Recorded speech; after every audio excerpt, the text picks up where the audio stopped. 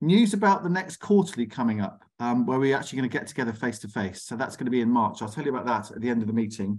There's a new edition of the podcast out as well, which I did, which I got out this week, which is a lovely piece, I think so anyway, with Charlie Lambert, who runs the Norman Nicholson Society. I went down to Millham before Christmas and had a chat with him.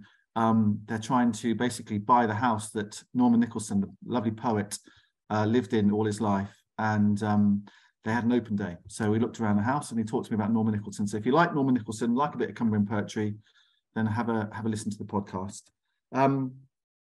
But this morning we are going to hear from Helen Attewell, who's on the call, who's works in the sustainability sector, and is going to talk a bit about that and talk a bit about opportunities there are for arts and cultural organisations to be paid to do some stuff to help spread the message about zero carbon in Cumbria and elsewhere. And we're also going to hear from Cath, Clarke, who works with the Holiday, I'm going to get this wrong, Cath, Holiday and Food Club. That's probably the wrong way of describing it. How should I describe it? Holiday Activity and Food Programme. Holiday Activity and Food Programme. I was halfway there, which is, do you remember Marcus Rashford a couple of years ago made a lot of really good noise about trying to help kids particularly kids who get free school meals, have things to do during holidays. And so Cath is right in the heart of that. And again, there's some opportunities for people that work in the arts and cultural sector to get involved in that, obviously get paid for it as well. So Cath's going to tell us a bit about that, how that programme works and what the project is all about. So that is the plan for this morning. So let's kick off with Helen. And Helen, I've got your slides here. Brilliant. Helen got in touch a little while ago to talk about some of the work that they're doing there. There's a big week coming up, as ever, I think, these days, every year in June, to try and focus minds about the environment and sustainability. And I don't know if you remember, but one of the 4 Arts Council, what they call investment principles, is all about environmental sustainability. Hello, Annie, nice to have you with us. And hello, Derek, and hello, Tom. So it's really important, if you're it's obviously important anyway, but if you actually strategically want to apply, for example, for Arts Council money, then 1/4 of your pillars that you should be thinking about is environmental sustainability, because that's one of their investment principles. So this is particularly relevant, I think, for the arts and cultural sector now more than ever. So Helen, I shall get your slides up, but while I do that, if you'd like to just introduce yourself and tell us who you are. Yes, no bother.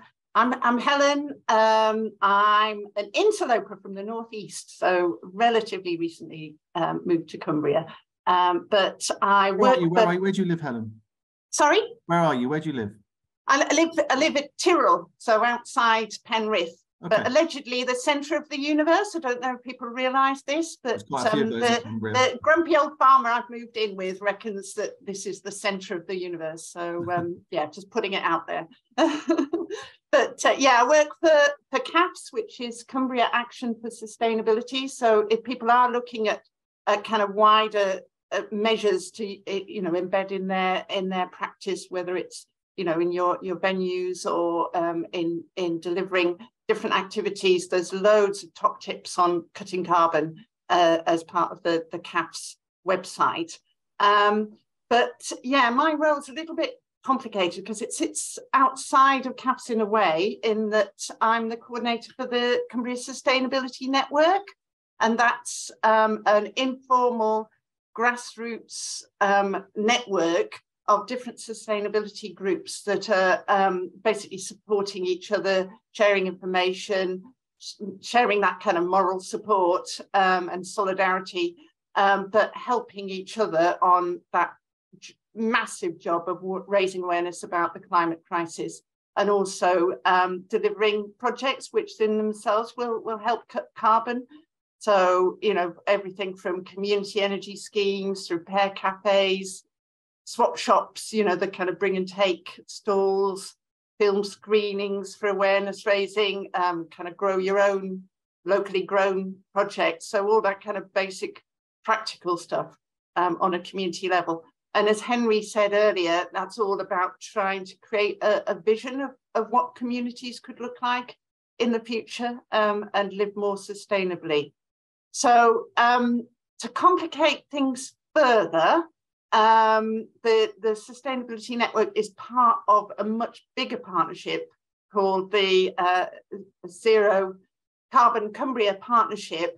And that's something that 2.5 years ago got funding from the National Lottery to really build on the partnership and to deliver some really clear pathways to a carbon neutral future. So as part of that, there's some money gone to the Sustainability Network for a community grants program. So as Tom said, I'll be mentioning more about that later on.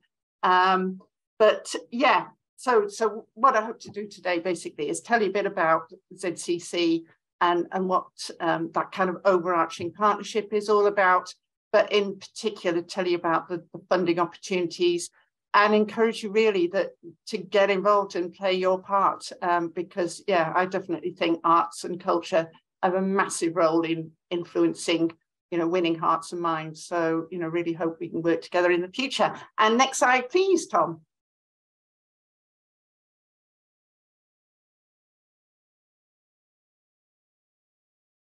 Doesn't seem to have clicked onto the next one on my screen anyway. Let me reshare then. Hang on.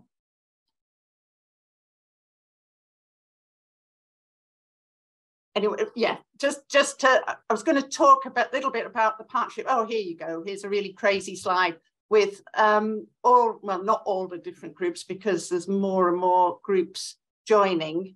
So you can see the partnership has actually over 80 members now. So it's bringing together some of those big players that, the councils as they are now. I mean, obviously they're all changing again, aren't they, from April time.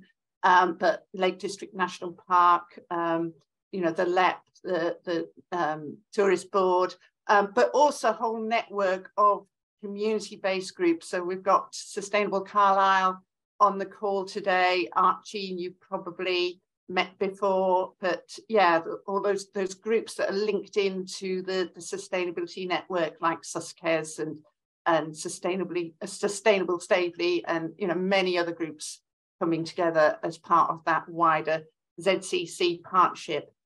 Next slide, please. And so, yeah, this is a little bit sciencey, but just the premise of the Zero Carbon Cumbria partnership is to work together to get down to net zero by 2037, which is really, really challenging given that the national target is 2050. The idea is in Cumbria, if we work together and really focus on what actions are going to have the most impact in terms of reducing our carbon footprint and reducing our carbon emissions, then we've got a fighting chance of reaching net zero by 2037. Part of why we've got such a fighting chance is that peach chunk that you can see gradually getting bigger at the bottom of the slide there. And that's about land use. And obviously, one of the huge assets that Cumbria has is all that green space and opportunities for reforestation, opportunities for restoring peat bogs, opportunities for looking at how the land is currently used for agriculture. So there's a huge opportunity there to sink more carbon into vegetation and the landscape.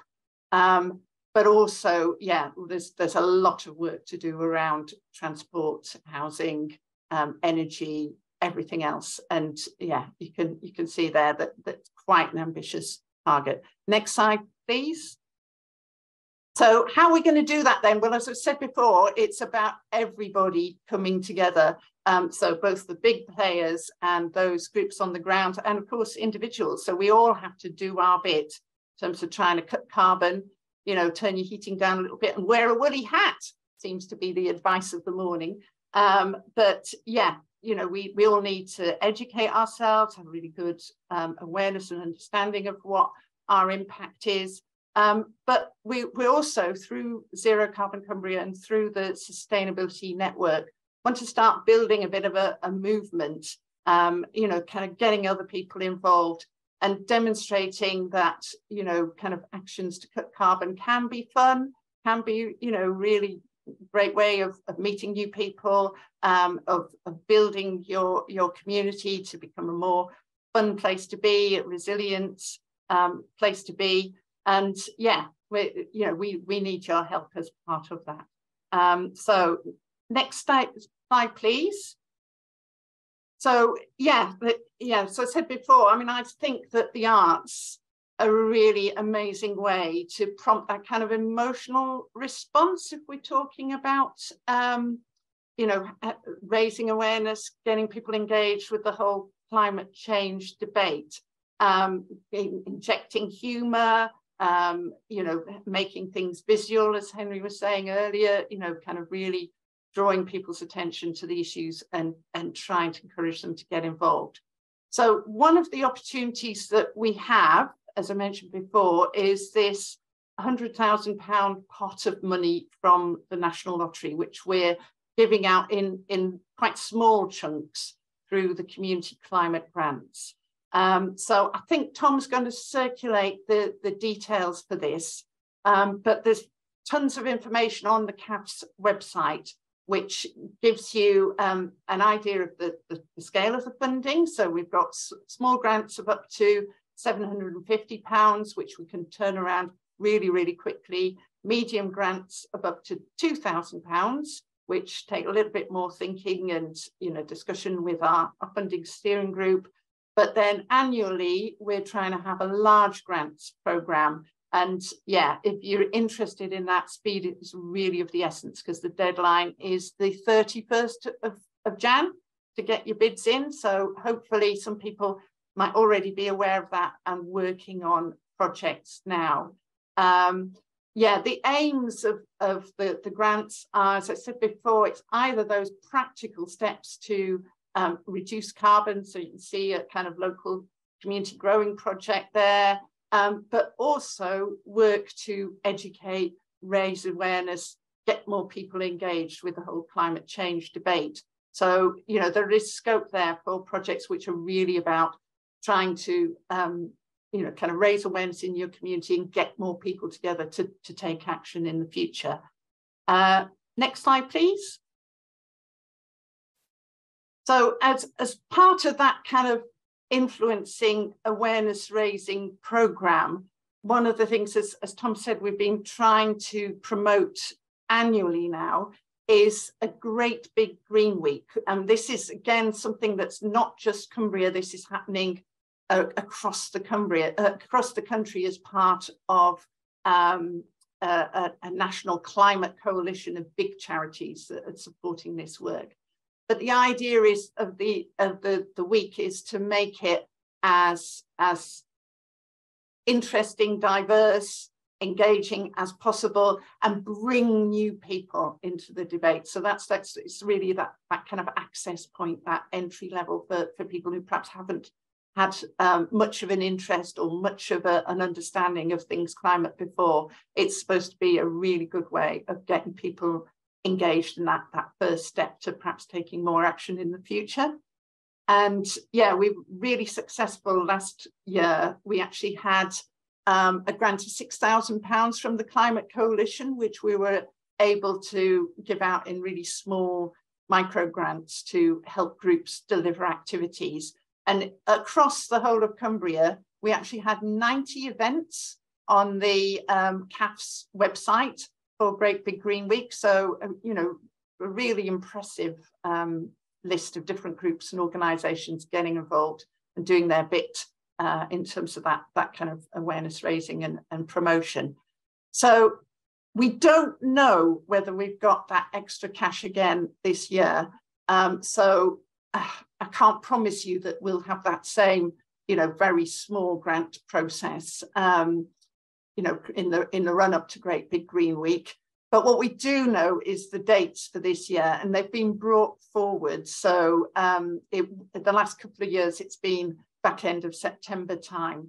But the proposition for this year is 10th to the 18th of June. So I'd really encourage you to get those dates in your diary now and to be thinking about, you know, perhaps what you might be able to do hopefully in partnership with a local sustainability group. So you could have a look on our ZCC website, which has lots of information about the different sustainability groups, or you can get in touch directly with myself to find out what might be going on in your local area.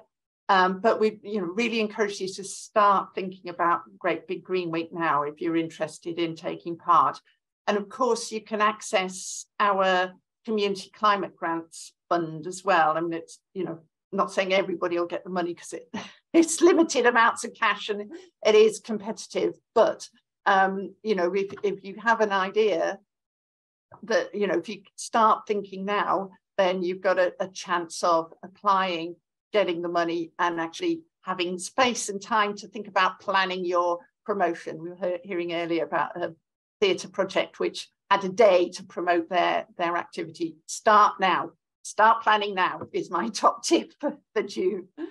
So Great Big Green Week, I'd really commend to you. But the other thing I was going to mention with the next slide is really, one of the things we've noticed with Great Big Green Week last year, and also with the pattern of where funding has gone so far for activity around climate change, is that we haven't had much of an impact along that West Coast yet. There's limited numbers of groups involved compared to, Penrith, Carlisle, Keswick. There aren't those kind of on the ground, substantial established groups in places like Workington, Whitehaven, Maryport, and so on.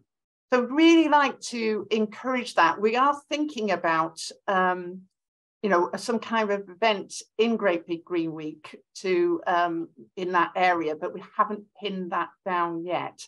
So my question to you really is chucking it out there about, are there any ideas? Have you got contacts along the West Coast, kind of groups that could be interested in working in partnership with us?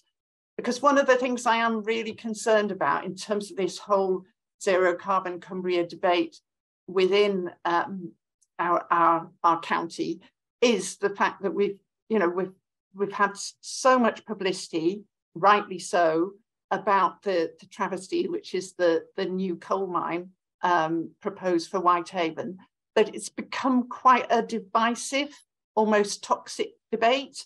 And my concern is that people who live in that area are kind of being forced to choose between, do you support those environmentalists and, therefore not supporting local economy and local jobs, or the opposite? And that, to me, is a really false discussion. So I do hope that we're able to do more in that area to really help people understand the bigger picture and perhaps, not be subject to that very easy kind of, I don't know, it's so hard, isn't it? If you're saying, we'll bring this mine and there'll be all these fantastic new jobs and, the local economy will prosper. It's really hard to argue against that if people are feeling the pinch and, can understand the need for better jobs. But there's got to be an argument there, hasn't there, to articulate around, well, how do we, kind of promote an alternative future? How do we sell that green economy, new wind farms, all of that kind of thing? But yeah, maybe arts and culture is a way in to help with that debate. So any ideas you have, I'm grateful. That's it, Tom. I have no idea how long that was. Thanks very much, Helen. I'm just going to pick up on the chat, which I can't see when I'm sharing. Oh, yes. I've just seen a question there about, sorry, I should have emphasised that the grants are not, they're for charities, community interest companies, they're not for sole traders, they're not for for-profit groups. So that would be another reason, if you are an independent artist, of finding a group to work in partnership with. So rather than trying to do it as a one person band, link in with an existing community group. you know, they could be really, really enthusiastic about your ideas and welcome you with open arms. But yeah, all the criteria for the grants is on our website. So you'll see there, it's just, you know, not-for-profit charitable groups that can benefit.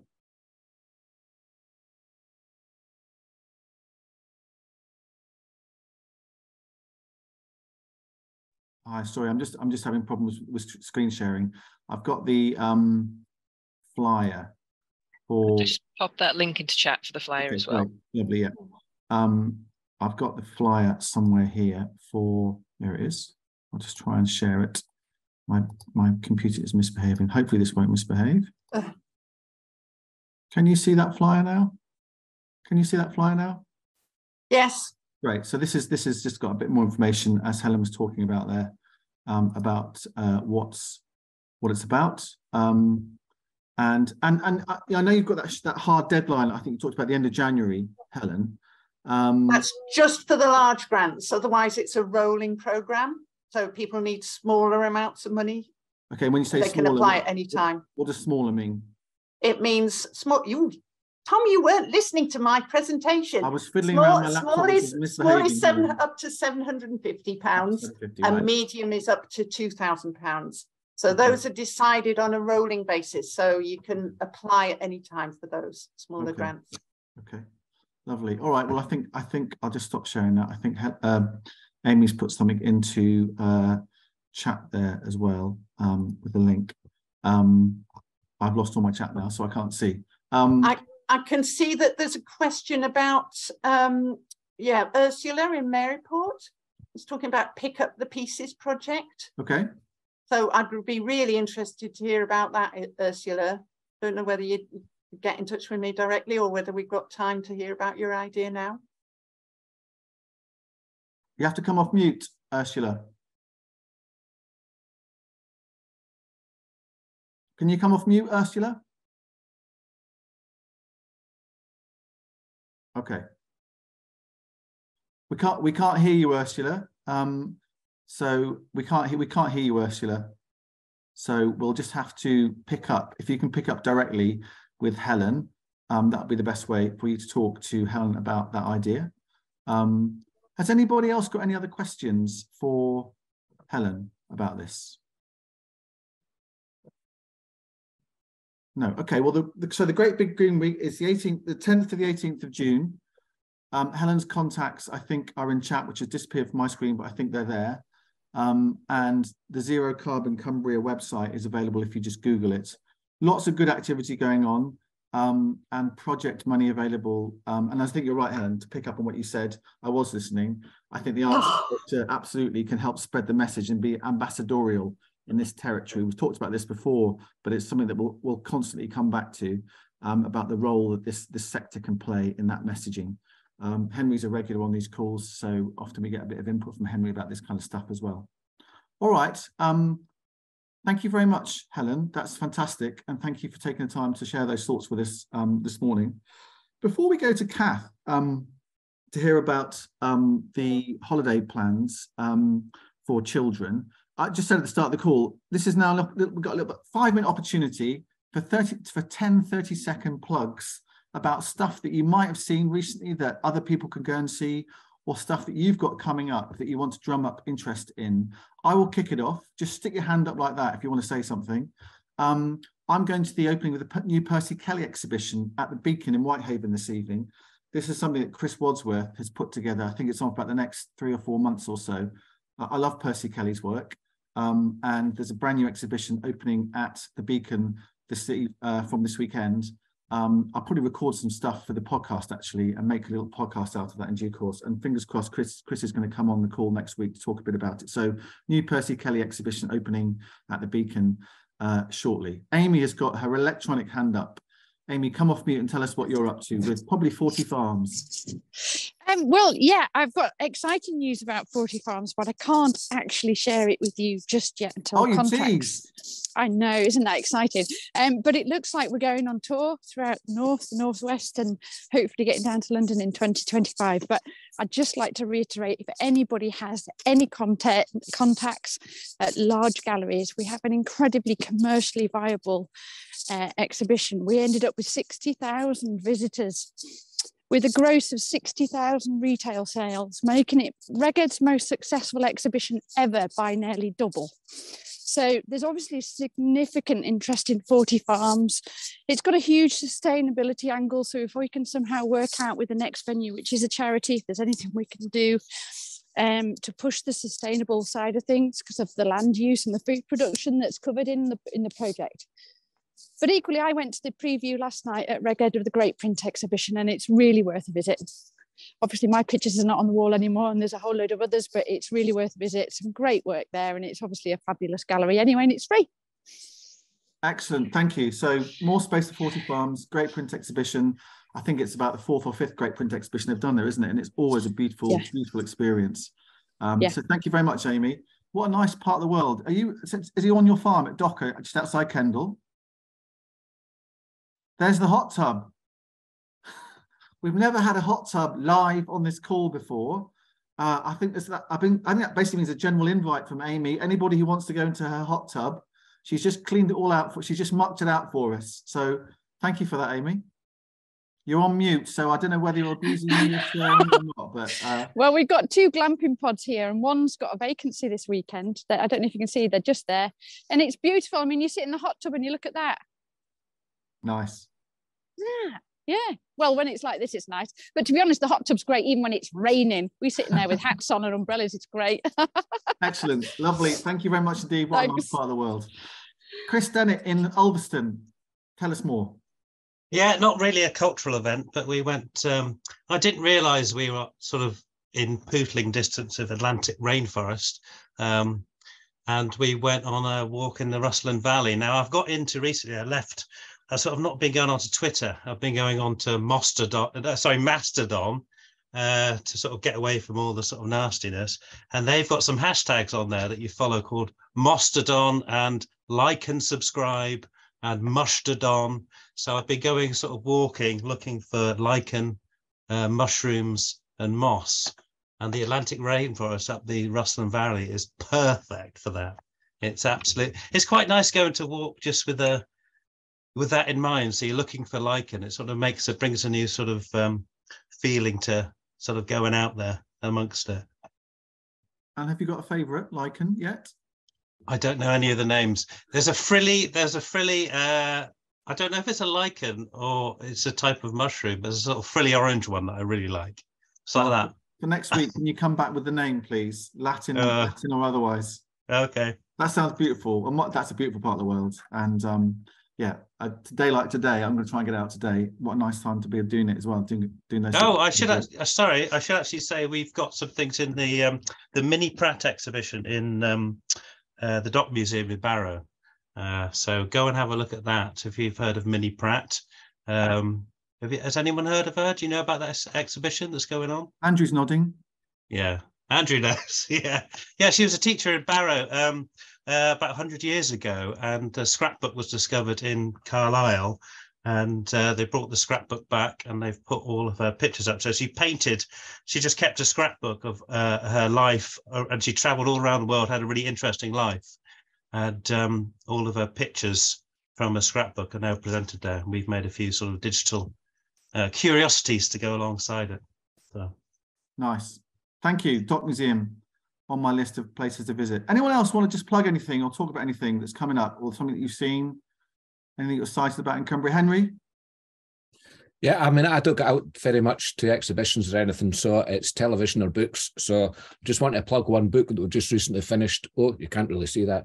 It's called The Ministry for the Future by Kim Stanley Robinson. Some of you might have heard of it.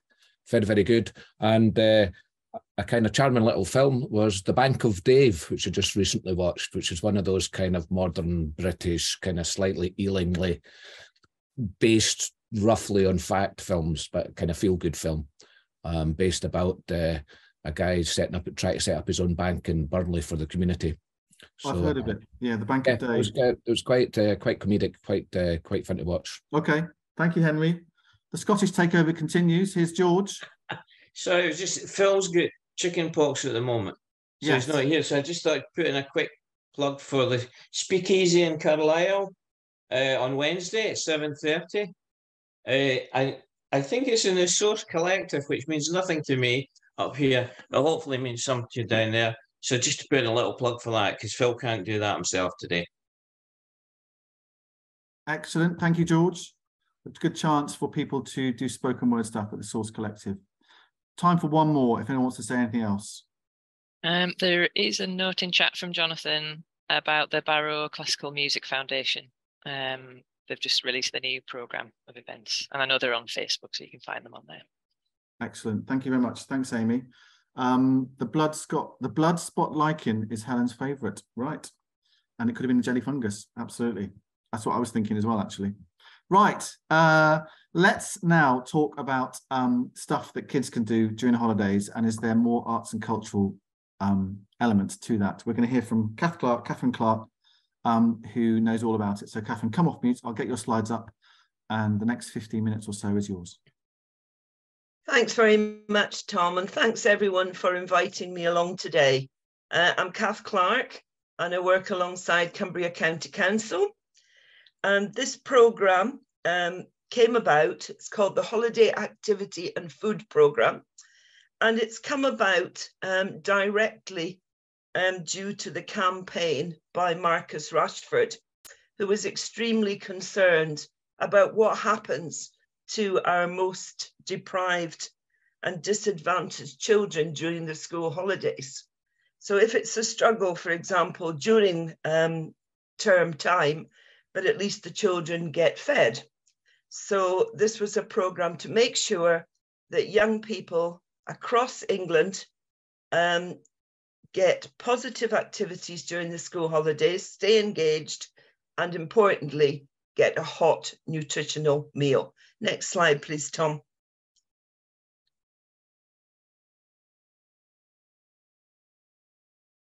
Sorry, I'm just having Zoom problems this morning. I'll just share again. Don't worry. So just to give you some idea of the scale of the programme, we have about 12,000 young people on free school meals here in Cumbria. And the Department of Further Education, DFE, we get £1.3 million per year to run this programme here in Cumbria, and that's across all 6 localities. And that funding is in place right through until March 2025. So what we're looking for is new providers to come on board, and especially new providers around the arts and culture sector. Can I have the next slide, Tom, please? Hopefully. Has it not moved on? No. I think it's just stuck a bit.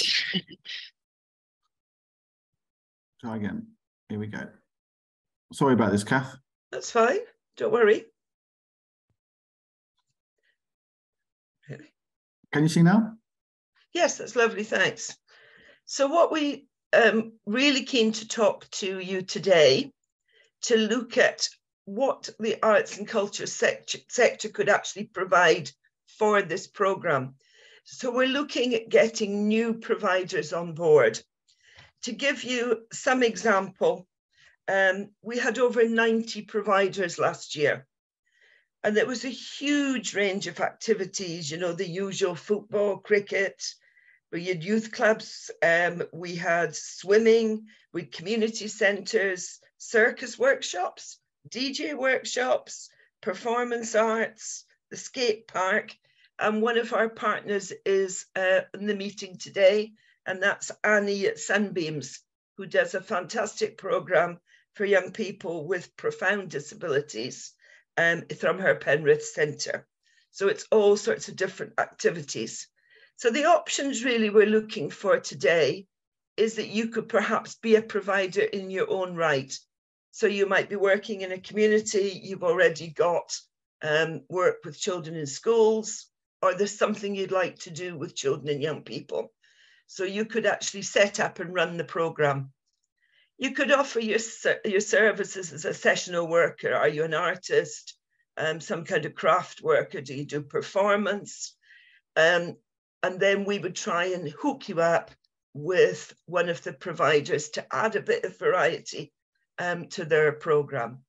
You could form a partnership.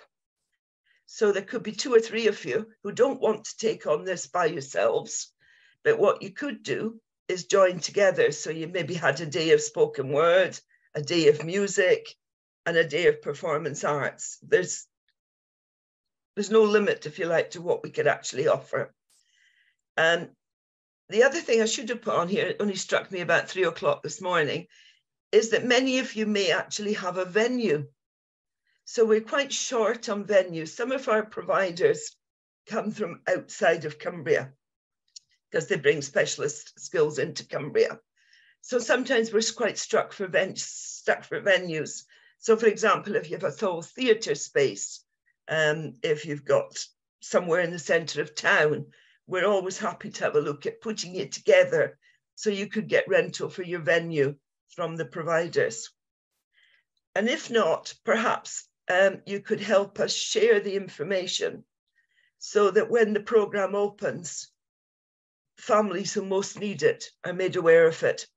Can you do the next slide, please, Tom?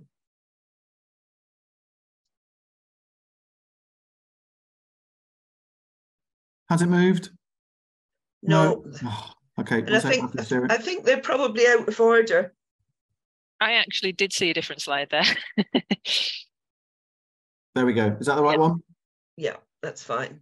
So this is just what are we looking for? So we're looking for organisations who more can provide fun, and there's the big word there, provide fun and enriching activities for children aged 5 to 16 during the school holidays. Now for the Easter, we're looking for 4 days of at least 4 hours each day. During that time, you have to provide a hot, healthy meal that meets the school standards. That's not a problem. If you don't have food facilities, we can hook you up with a local food provider, whether that's someone like Hungry Caterpillar who'll deliver, or whether it's a local cafe, so you keep everything in the business local. We're looking at some physical activity in every day, and that can be anything. It can be yoga, dance, sports, can go out for a walk, doesn't matter, as long as we're doing something physical. We're looking to develop young people's knowledge of healthy eating. And that's been a real eye-opener as to what children will and will not eat when they're out on their activities. But we would provide you with all that information to use, and you can do a bit around performance to cover the healthy eating elements. And we're looking to make sure that if families are asking for additional help, that you're aware of what's out there in your local community. But again, we'll provide all that for you. And of course, if you're a provider or if you're working with young people, we have to make absolutely sure that the children are going to be safe. So we'd expect people to have DBS checks. We'd expect the proper insurance to be in place, and we would expect safeguarding policies to be in place. But again, if you're a brand new provider, we would help you put all that in place. Next one, Tom, please. Okay, so who's the programme for? It's primarily aimed at children on free school meals. That's from reception age 4-5 right through to 16. So 85% of everyone who comes on your programme should be on free school meals, but 15% can be from what we would describe as other vulnerable groups. And I've made a list of them. You can see them when Tom shares the slides. You can also run this alongside paying places. So many groups run holiday programs for children and they charge parents. You can run this alongside a fee-paying activity. And to some extent, that's the best model, because then there isn't the stigma of this is a program just for kids on free school meals. So nobody knows who's paying and who's going free. Next one, please, Tom. So, and again, I was really interested to hear Helen earlier on this morning, because one of the things we have just included in our activities this year is getting young people involved in sustainability. And I would be interested outside of this call to have a chat with Helen to see how we could work with our 90 providers that we've already got to look at how we can get activities that engage young people in the sustainability agenda. So at the moment, I think we've missed a couple of slides somewhere along the way, but at the moment we are looking for 4 days. Yeah, we have missed slides, thank you. So what we're looking for is organisations who can provide up to 4 days of activities over the Easter holidays, up to 16 days over the summer holidays, and then 4 days again at Christmas. So all the activities that we can pay for must take place in the school holidays, but they can take place at any time or any place. So it can be daytime, and if you're working with teenagers, it could be early evening, and if you want to engage with families, it could be weekends. So it must include a hot meal, must include some food education and physical activity. We're especially keen. We have got lots of offers for the primary school children. We don't have an awful lot of exciting offers for our teenagers across all 6 localities in Cumbria. I'd be really keen to, have initial discussions if you could provide anything for teenage groups. Next one, please, Tom. Right, I think we're out of sequence, but it's okay. So if we can go back perhaps to the one before that, that's the one. So as I said to you, we've got about £1.3 million comes into Cumbria every year. And once providers are on board, as Annie will tell you, they tend to stay with us. So they tend to deliver Easter, summer and winter each year and stay with us year after year. So the funding's in place until March 25, which is great. It gives you some sustainability as well in terms of funding. The costs basically, it's a rough cost, work out at £25 per child per day, and that's for the 4 hours, and then £5 for a hot nutritional meal. So it works out about £30 per day per child. There are exceptions to that, obviously, if you're working with children with profound needs or additional needs, or if you're in a very rural area, you might have to transport the children in. So as I said, we've got about 12,000 young people on free school meals. Excuse me. We're aiming to reach, with that funding, about 26%.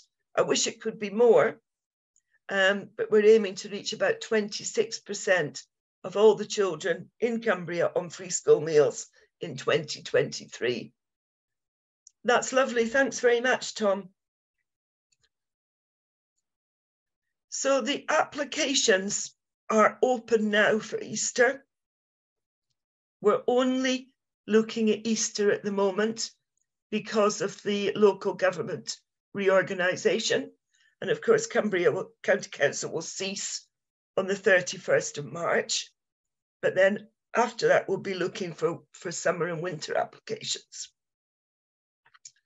The deadline for applications, and I have sent the application pack and the guidelines previously, I think, through this network. The deadline, unfortunately, is next Friday, Friday the 27th. My contact details are on the slides. Tom will share that contact details with you. And please, even if you've just got ideas that sound a bit bonkers, that might work, give me a ring and we'll talk it through. And I can always put you in touch with other people as well. It's a great programme to get out and see our young people having amazing amounts of fun but also getting really nutritious food during the holidays. It's a fantastic program to get involved in. Certainly the best job I've ever done. Jackie's asking in chat, is this something that we could offer alongside the North Lakes Food Bank Kids Lunch Pack Scheme, or does it need to be a standalone thing? Okay, for the Christmas period, the North Lakes Food Bank were one of our biggest recipients of funding. And what they provided was food, parcels, and also activities for young people who couldn't come out and access face-to-face. That need a conversation outside of here, but yes, in principle, but only at Christmas. Okay, so Jackie, just pick up with Cath. Yeah, we'll pick that up. Offline, that'd be great. Yeah. Well, just, you know, if I was on this call, Cath, and this had piqued my interest, what actually are the main barriers to people wanting to get involved as an organizer? I mean, I'm thinking immediately food, transport, CRB checks, all that kind of stuff. I mean, you know, does all that need to be resolved? Yes. So there's no compromising on the safety of our young people. So the safeguarding, the DBS checks, the proper insurance, the proper safeguarding training all needs to be in place. Now, it's too late to put that in place for Easter, but if you were, or you know, if you're really interested and you didn't have that in place, we would work with you to make sure that that's in place, ready for the summer provision. So that's not an issue. Okay. Food, we appreciate that most people don't prepare their own, you know, their own food in venues. Others do, but we can hook you up with, there are loads of local cafes, local food providers who are more than happy to either prepare the food and deliver it, or you can pick it up. So we can hook you up with somebody local. Okay. And my sense is from talking to you earlier this week, there's money to spend here, isn't there? I mean, there's an allocated ring-fenced fund that needs spending. It is. This is ring-fenced money. It can't be used on anything else. So it's a statutory obligation for Cumbria County Council to provide this programme. Now, our providers range from very small, locally based groups who might just get a couple of thousand in a grant, up to very large organisations who might deliver in 5 or 6 localities across the county. And I think our biggest grant was about 30,000 at Christmas time. And our smallest, I think, was about 1,000. So it's up to what you want to do. And it's also up to the number of young people that you're going to be engaging with on your programme. Yeah. Because it's worked out on a cost per day per child. Okay. Anybody got any questions for Cath while she's on the call? If you've got anything, you want, just put your hand up. Could I ask, is that Colin Glover? That is the great Colin Glover. Colin Glover. Are you from Cumbria County Council? No, I'm Carlisle City Council. Carlisle City Council. Ah, okay. Thank you. Does he get away with it because he's not Cumbria County Council? No, it's not. I just recognised the name because I actually know Colin's daughter. So I just wondered if it was the same Colin. Sorry. Colin. But if you wanted, again, to find out how it's worked for organisations, we've got Annie, who is one of our fantastic providers on the programme. And Annie's been engaged with this, I think, since summer 21. Annie, do you want to just come off mute? Yeah, give us 90 seconds, yeah. Annie. What's it like as a provider? It's fantastic. It's the whole holistic approach to our disabled children has been wonderful. We've never really done food at all, other than, forgive me, Cath, maybe an occasional biscuit after a session.